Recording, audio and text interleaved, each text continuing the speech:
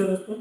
आज के इस वीडियो में हम आपको बताएंगे संसद के सदस्य और विपक्ष के नेता के बारे में। ठीक है, और इस तरह में आपको बहुत अच्छी अच्छी जानकारी दी होगी। जैसे संसद के सदस्य जो होते हैं वो दो होते हैं, एक सरकारी सदस्य और दूसरे निजी सदस्य। इस संदर्भ में आपको बताना चाहते हैं कि संसद में सरकारी व्यक्ति कौन होता है, निजी व्यक्ति प्राइवेट व्यक्ति कौन होता है, ये जानना जरूरी है। सवाल के रूप में आपके सामने आ सकते हैं एग्जाम में। तो सरकारी सदस्य और निजी सदस्य।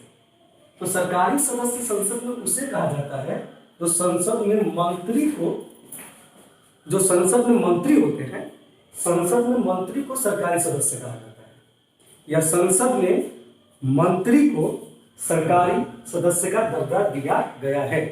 जो संसद में मंत्री पद पे है उन्हीं को, या मंत्री परिषद के हिस्सा है, उन्हीं को सरकारी सदस्य के रूप में दर्जा दिया जाता है। जबकि निजी सदस्य जो होते हैं, जो मंत्री नहीं है, जो मंत्री नहीं है उसे निजी सदस्य कहा जाता है। यह जो विधेयक प्रस्तुत करेंगे उसे निजी विधेयक कहते हैं। कभी कभी कहते हैं ना सरकारी विधेयक और निजी विधेयक। ये जो विधेयक प्रस्तुत कर देंगे उसे सरकारी विधेयक कहेंगे, और ये जो विधेयक प्रस्तुत करेंगे निजी सदस्य उसे निजी विधेयक कहते हैं। तो कभी कभी आपके सामने समझ में नहीं आता कि निजी विधेयक किसको बोलते हैं, सरकारी विधेयक किसको बोलते हैं, सरकारी व्यक्ति किसको बोलते हैं, निजी व्यक्ति किसको बोलते हैं संसद में। तो निश्चित रूप से इस संकल्पना से वो कंफ्यूजन आपका क्लियर हो जाएगा कि सरकारी सदस्य जो मंत्री परिषद के सदस्य हैं, निजी सदस्य जो मंत्री नहीं है, और जो मंत्री नहीं है और विधेयक लेके आते हैं उसी विधेयक को निजी विधेयक कहा जाता है। और ये जो निजी सदस्य होते हैं वो सत्ता पक्ष के भी हो सकते हैं और विपक्ष के भी हो सकते हैं।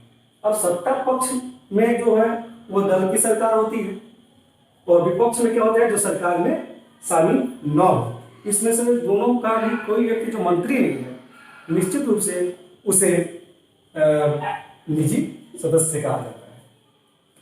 विपक्ष के नेता में भी आपको मैं बता दूं कि विपक्ष का जो नेता होता है उसकी कुछ कंडीशंस है। जैसे सबसे बड़े विपक्षी दल ने अपना नेता चुना है। जो विपक्षी दल है, जो सबसे बड़ा विपक्षी दल है, उसी में से विपक्ष का नेता चुना जाता है, और उसके दल को लोकसभा में 1/10 सीटें होनी चाहिए।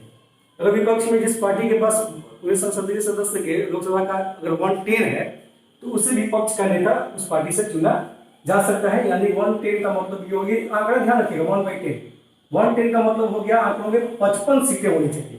55 सीटें जिस पार्टी के पास होगी निश्चित रूप से उसे विपक्ष का नेता चुना जा सकता है। तो तभी विपक्ष का नेता बन सकता है जब इन कंडीशनों को वो पूरा कर लेता है वो पार्टी, विपक्ष की पार्टी विपक्ष का नेता बन सकता है। और विपक्ष के नेता को कैबिनेट मंत्री का दर्जा प्राप्त होता है, लेकिन उसके पास कोई मंत्रालय नहीं होता, लेकिन वो कैबिनेट स्तर का होता है। कहते हैं कि विपक्ष के नेता को कैबिनेट स्तर का दर्जा प्राप्त होता है, उसके पास कोई मंत्रालय नहीं होता, विपक्ष का नेता है। इसका उसके जो दर्जा है, जो उसके जो पावर है, कैबिनेट स्तर के लेवल का होता है। ठीक है, उनकी सारी सुविधाएं कैबिनेट स्तर की दी जाएगी। ठीक है, तो आज के इस वीडियो में हमने आपको संसद के सदस्य, जिसमें सरकारी सदस्य, निजी सदस्य का मतलब समझाया, और विपक्ष के नेता का मतलब भी समझा दिया। विपक्ष का नेता चुनने के लिए कौन से टर्म्स एंड कंडीशन की आवश्यकता होती है। ठीक है, इतने बातें आप जानिए। ठीक है, और आपको निश्चित रूप से कॉन्सेप्ट क्लियर रहेगा।